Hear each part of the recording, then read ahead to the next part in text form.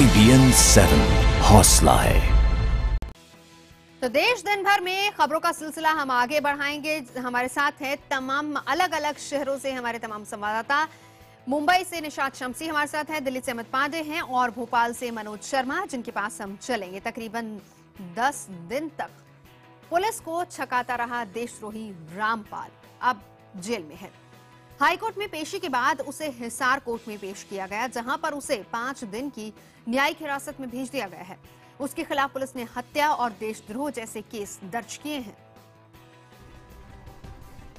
एक बार फिर सलाखों के पीछे है रामपाल। 8 साल पुराने हत्या के मामले में हाईकोर्ट ने गुरुवार को रामपाल की जमानत रद्द कर दी। इसके बाद पुलिस ने अवमानना के मामले में दोपहर 1:30 बजे रामपाल को हाईकोर्ट में पेश किया। अदालत ने उसे 28 नवंबर को फिर से पेश करने को कहा। गुरुवार शाम को रामपाल को हिसार के ड्यूटी मजिस्ट्रेट के सामने पेश किया गया, जहाँ उसे 5 दिन और 9 अन्य लोगों को 3 दिन की पुलिस रिमांड में भेज दिया गया।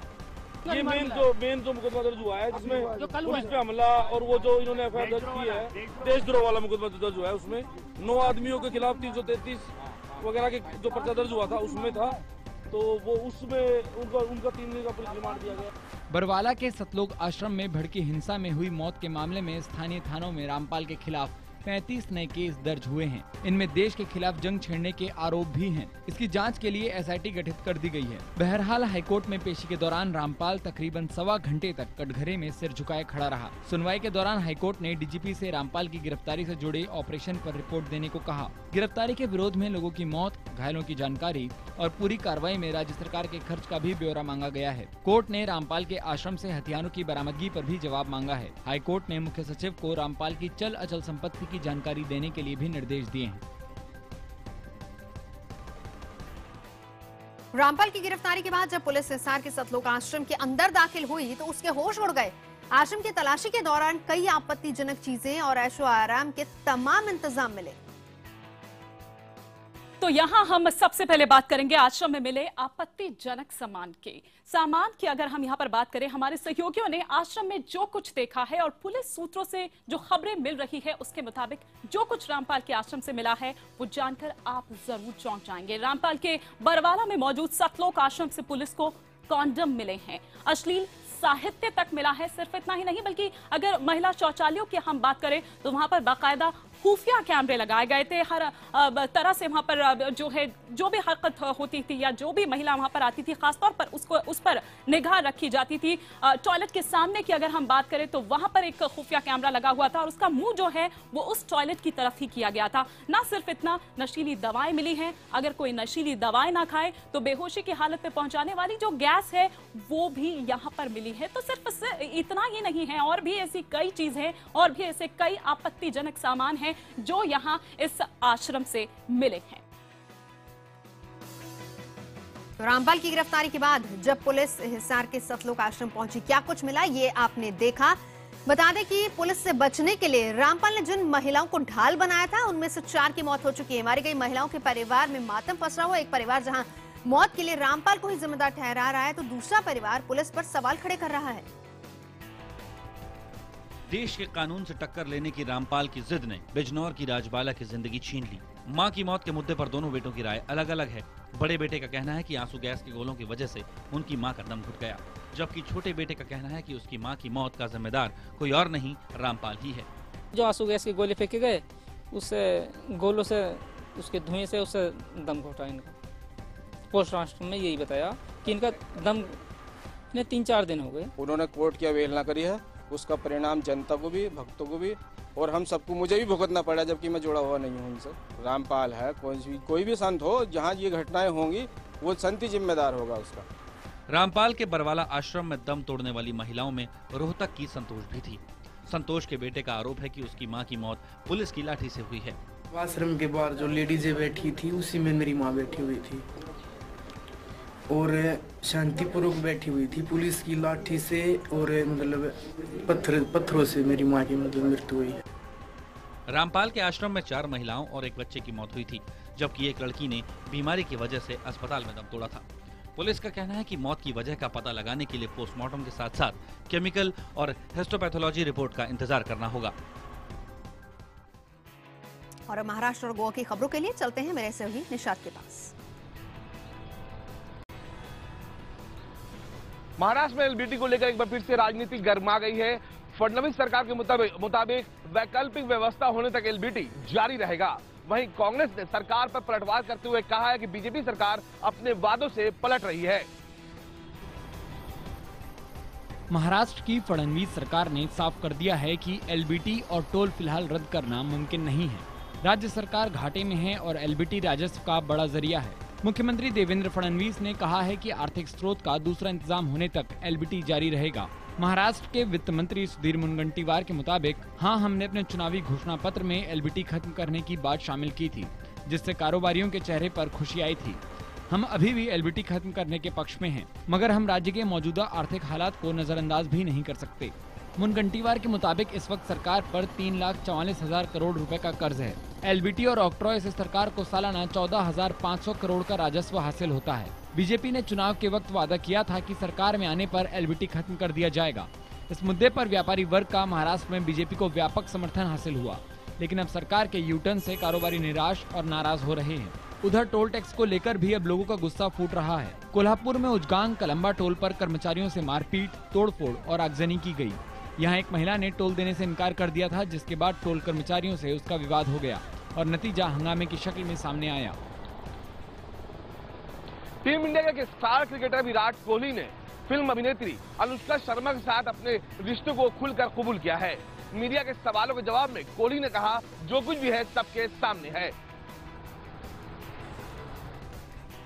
अपने फैशन लाइन लॉन्च के मौके पर कोहली ने कहा कि वो और अनुष्का कुछ भी नहीं छिपा रहे हैं।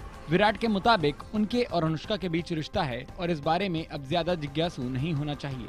उनके मुताबिक वो निजी तौर पर इस पर बात नहीं करना चाहते हैं, क्योंकि ये उनके लिए बहुत निजी मामला है और हर शख्स को उनकी निजता का सम्मान करना चाहिए। जो है सबके सामने है। I mean, ना तो we are not hiding anything, we are not trying to hide anything. I don't want to hide anything. It's something very personal for us. And that should be respected by the media and everyone. कुछ दिन पहले कोहली और Anushka Mumbai airport पर एक साथ नजर आए थे। खबर ये भी है कि दोनों सितारे फिल्म भी साथ करने वाले हैं। सूत्रों की माने तो यशराज बैनर के आदित्य चोपड़ा क्रिकेट पर एक फिल्म बनाना चाहते हैं। यशराज बैनर की ओर से विराट कोहली और अनुष्का से भी इस बारे में बात की गई है। मशहूर संगीतकार अनु मलिक ने बीजेपी का दामन थाम लिया है। मोदी से प्रभावित हुए संगीतकार अनु मलिक ने कहा है कि प्रधानमंत्री मोदी कहने वाले नहीं बल्कि करके दिखाने वाले नेता हैं। मोदी जी की लहर है वो एक जायज लहर है। सबसे बड़ी खुशी मुझे इस बात की है कि एक हमारे बीच में एक ऐसा प्राइम मिनिस्टर है जो एक्शन ओरिएंटेड प्राइम मिनिस्टर है। मसलन के तौर पर आज जहाँ जहाँ गए हैं, आपने मीडिया कवर किया है, आप लंदन देख लो, अपना अमेरिका देख लो, आप कैनबरा, ऑस्ट्रेलिया, ब्रिस्बेन, जहाँ जहाँ गए हैं, द क्राउड्स जो उनको फॉलो कर रहे हैं, बस बात से बड़ी खुशी मनाते हैं कि हमारे पास एक ऐसा प्राइम मिनिस्टर है जो who walks the talk. Price rise जो थी डीजल की और पेट्रोल की, अगर आप नोटिस किए होंगे कि उन्होंने आते ही उसको कम करवाया। इसके अलावा मोदी जी का जो मुझे बहुत पसंद आता है बात करने का रवैया, चलने का, आंखों में हिंदुस्तान चमकता है। मुंबई से सटे विरार में एक शख्स को अपनी ही पत्नी पर एसिड फेंकने के आरोप में गिरफ्तार किया गया है। पुलिस के मुताबिक इस शख्स को अपनी पत्नी के चरित्र पर शक था। अस्पताल के बिस्तर पर पड़ी आरती शिकार हुई है अपने पति के शक का। आरोप के मुताबिक पति अजय ने सबक सिखाने के लिए उस पर तेजाब फेंक दिया। तेजाब के असर से आरती का चेहरा और शरीर कई जगह से झुलस गया है। आरती के परिवार के मुताबिक उसका पति शराब पीकर उसे मारता पीटता था। इन सब से तंग आकर वो 6 महीने पहले अपने 2 बच्चों के साथ मायके चली आई थी। गुरुवार को आरोपी अजय अपने ससुराल पहुंचा और आरती पर तेजाब फेंक कर फरार हो गया। हाँ, सनकी मुझे शराब पीके ऐसा ही हो गया। शराब पीता बहुत शराब पीता और उसको मारता बच्चों, उसको देखता भी नहीं। पुलिस को छानबीन में पता चला है कि आरती और अजय की शादी 17 साल पहले हुई थी। शुरुआत में सब कुछ ठीक था, मगर बाद में झगड़े होने लगे। आरती और परिवार की शिकायत पर पुलिस ने आरोपी पति को गिरफ्तार कर लिया है। वो उसके पत्नी के ऊपर शक लेता था, इसके ऊपर से उनमें बार बार झगड़ा होता था, उसकी वजह से उसने किया है। पीड़ित महिला का इलाज वसई के सर डीएम अस्पताल में चल रहा है। डॉक्टरों के मुताबिक तेजाब के हमले में आरती बुरी तरह झुलसी नहीं है, इसलिए कुछ दिन के इलाज के बाद वो काम पर लौट सकती है। गोवा में 11 दिन तक चलने वाले फिल्म फेस्टिवल में अमिताभ बच्चन की वापसी हो गई है। यूपीए सरकार के दौरान उनसे खटपट की वजह से अमिताभ बच्चन इस पूरे फेस्टिवल से दूर रहे थे। मोदी सरकार में हुए इस पहले अंतर्राष्ट्रीय फिल्म समारोह में अमिताभ को चीफ गेस्ट के तौर पर बुलाया गया। उन्होंने फिल्म फेस्टिवल का शुभारंभ भी किया। गोवा में पिछले 10 साल से लगातार अंतर्राष्ट्रीय फिल्म समारोह हो रहा है। कई बार अमिताभ को न्योता नहीं भेजा गया और कुछ बार अमिताभ ने ही खुद को इससे अलग कर लिया। कहा जाता है कि गांधी परिवार से विवाद की वजह से ही अमिताभ को तवज्जो नहीं दी गई, मगर अब नई सरकार में अमिताभ को सम्मान के साथ बुलाया गया।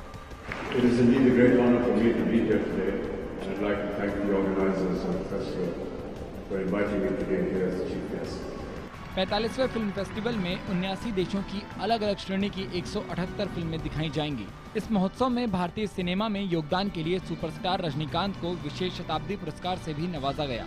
ये पुरस्कार पिछले साल ही भारतीय सिनेमा के 100 साल पूरे होने पर शुरू किया गया था। अब कुछ और खबरें देखते हैं संक्षेप में। बिलासपुर के नसबंदी कांड में दोषी डॉक्टर R.K. गुप्ता की गिरफ्तारी के विरोध में बलरामपुर जिले के डॉक्टर समूह अवकाश पर चले गए हैं। इन डॉक्टरों का कहना है कि इस कांड में दोष दवा कंपनी का है, लेकिन बिना किसी जांच के डॉक्टर गुप्ता को दोषी मानकर जेल भेज दिया गया। इंदौर में आयकर विभाग ने कारोबारी दीपक थरानी के दफ्तर में छापा मारकर 300 करोड़ से ज्यादा हवाला कारोबार का पर्दाफाश किया। आयकर विभाग के मुताबिक आरोपी दीपक सहकारिता संस्था की आड़ में हवाला का कारोबार चलाता था। राजस्थान की राजधानी जयपुर के महाराजा कॉलेज में रैगिंग का मामला सामने आया है। फर्स्ट ईयर में पढ़ने वाले छात्र का आरोप है कि हॉस्टल में कुछ सीनियर्स ने उससे मारपीट की और बदसलूकी की। छात्र ने थाने में सीनियर्स के खिलाफ मामला दर्ज कराया है। राजस्थान के डूंगरपुर जिले में आबकारी विभाग ने अवैध शराब तस्करी के खिलाफ कार्रवाई करते हुए अवैध शराब ले जा रहे ट्रक को जब्त कर लिया। विभाग ने ट्रक से 30 लाख रुपए की 500 कार्टन अवैध शराब जब्त की है। जब्त किए गए ट्रक के ड्राइवर को भी हिरासत में ले लिया गया है।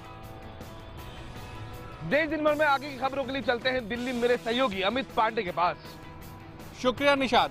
सुप्रीम कोर्ट ने सीबीआई निदेशक रंजीत सिन्हा को तगड़ा झटका देते हुए उन्हें टेलीकॉम घोटाले की जांच से अलग कर दिया है।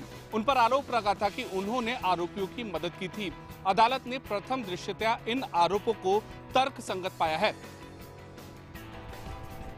देश की सबसे बड़ी जांच एजेंसी सीबीआई के मुखिया को देश के सबसे बड़े घोटाले की जांच से हटा दिया गया है। सुप्रीम कोर्ट ने सीबीआई निदेशक रंजीत सिन्हा को 2.25 लाख करोड़ रुपए के टेलीकॉम घोटाले की जांच से अलग कर दिया है। सिन्हा पर अपने घर पर घोटाले के आरोपियों से मिलने का आरोप है।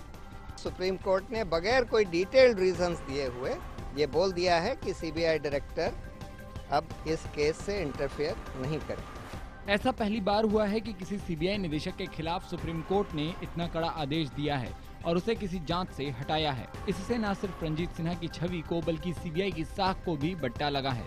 दिल्ली के जामा मस्जिद में दस्तारबंदी यानी उत्तराधिकारी घोषित करने की समारोह के मामले में जो फैसला हाईकोर्ट को सुनाना है वो आज सुनाएगा। गौरतलब है कि गुरुवार को केंद्र सरकार और दिल्ली वक्फ बोर्ड ने अदालत में ये साफ कर दिया था कि इस समारोह की कोई कानूनी वैधता नहीं है। दरअसल ये पूरा विवाद शुरू हुआ है जामा मस्जिद के शाही इमाम सैयद अहमद बुखारी के पुत्र प्रेम की वजह से। बुखारी ने कुछ दिन पहले अपने छोटे बेटे के दस्तारबंदी समारोह का ऐलान किया था। ये कार्यक्रम जामा मस्जिद में रखा गया था, लेकिन इसमें प्रधानमंत्री नरेंद्र मोदी को ना बुलाकर और पाकिस्तान पीएम को न्योता देकर पहले ही बुखारी ने विवाद खड़ा कर दिया था। दस्तारबंदी समारोह के खिलाफ दिल्ली हाईकोर्ट में बुधवार को 3 याचिकाएं दायर की गई थी, जिस पर गुरुवार को सुनवाई शुरू हुई। इसी दौरान कोर्ट में दस्तारबंदी के खिलाफ चौथी याचिका भी दायर की गई। हाईकोर्ट में चौथी याचिका दायर करने वाले हैं आखिरी मुगल शासक बहादुर शाह जफर की 6ठी पीढ़ी के पड़पोते याकूब हबीब। पॉइंट 2 रखा है सर कि पहली बात तो वक्फ बोर्ड के जो है इनका कोई अधिकार नहीं है कि 22 तारीख की सेरेमनी मनाया जाए। जामा मस्जिद में नहीं बल्कि कहीं जामा मस्जिद की कोई भी इसमें प्रीमिसेस पे ना किया जाए। जो जामा मस्जिद का जितना पैसा जो वक्फ बोर्ड को नहीं मिल रहा, जो वक्फ बोर्ड ने कहा है कि सालों से पैसा नहीं आ रहा, जबकि हमारे हिसाब से जामा मस्जिद की कमाई डेली लगभग 3.5 से 4 लाख रुपए नहीं दी जा रही। सारा पैसा इमाम साहब अपनी फेवर में अपने पर्सनल यूज में इस्तेमाल कर रहे हैं। 22 नवंबर को जामा मस्जिद के नए शाही इमाम की दस्तारबंदी के ठीक 2 दिन पहले पैदा हुए इस विवाद को लेकर शाही इमाम अहमद बुखारी की ओर से कोई भी प्रतिनिधि कोर्ट में मौजूद नहीं था। थोड़ी देर में खबरों के सिलसिले को आगे बढ़ाएंगे हमारे सहयोगी मनोज शर्मा। बिलासपुर में हुए नसबंदी ऑपरेशन में 14 महिलाओं की मौत हो गई थी। इस मामले की जांच के बाद छत्तीसगढ़ सरकार ने 6 दवाओं के इस्तेमाल पर पाबंदी लगा दी। इनमें से एक दवा का नाम है एट्रोपिन सल्फेट। एट्रोपिन सल्फेट का इंजेक्शन ऑपरेशन के दौरान इस्तेमाल किया जाता है, लेकिन मध्य प्रदेश में इस दवा के इस्तेमाल पर कोई रोक टोक नहीं है। अब इंडियन मेडिकल एसोसिएशन ने इन दवाओं पर पाबंदी लगाने की मांग की है। छत्तीसगढ़ वाली घटना में हम देख रहे हैं कि 6 दवाइयाँ वहाँ बैन की गई हैं और कंपनियों के नाम भी वहाँ पे दिए गए हैं। उन्हीं की दवाइयाँ हमारे यहाँ भी पाई जा रही हैं सभी जगह पे। ये पूरी तरह गलत है। कंपनियों को बैन करे और इसमें सरकार पूरी तरह कार्रवाई करे। मध्य प्रदेश की उद्योग मंत्री यशोधरा राजे सिंधिया का नाम एक विवाद से जुड़ गया है।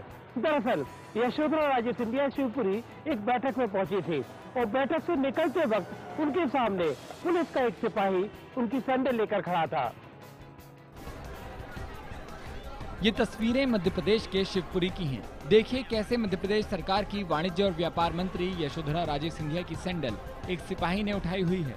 अब देखिए कैसे इस सिपाही ने ये सैंडल मंत्री जी के सामने रख दी।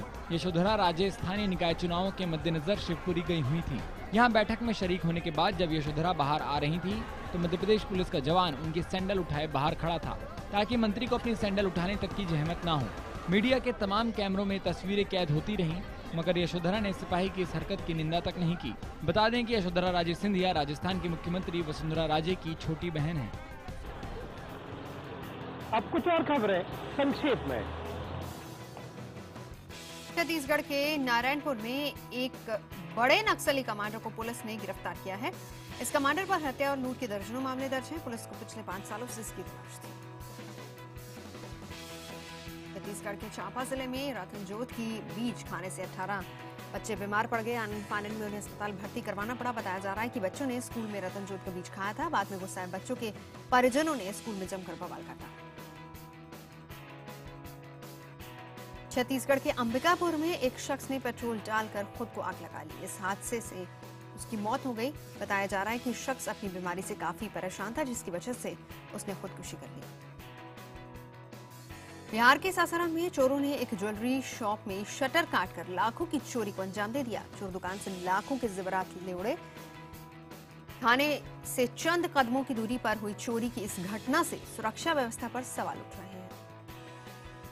बिहार के मधेपुरा में जमीन विवाद को लेकर 2 पक्षों के बीच हुई जमकर मारपीट में एक व्यक्ति की मौत हो गई और 10 लोग घायल हो गए। बताया जाता है कि दोनों पक्षों के बीच लंबे समय से विवाद चल रहा था। घटना के बाद पुलिस ने घायलों को अस्पताल में भर्ती करवाकर जांच शुरू कर दी है। देश दिन भर में अभी के लिए इतना ही। अब वापस चलते हैं स्टूडियो नवजोत के पास। बहुत शुक्रिया मनोज आपका और हमारे तमाम संवाददाताओं ने देश दिन भर की तमाम खबरें बताई।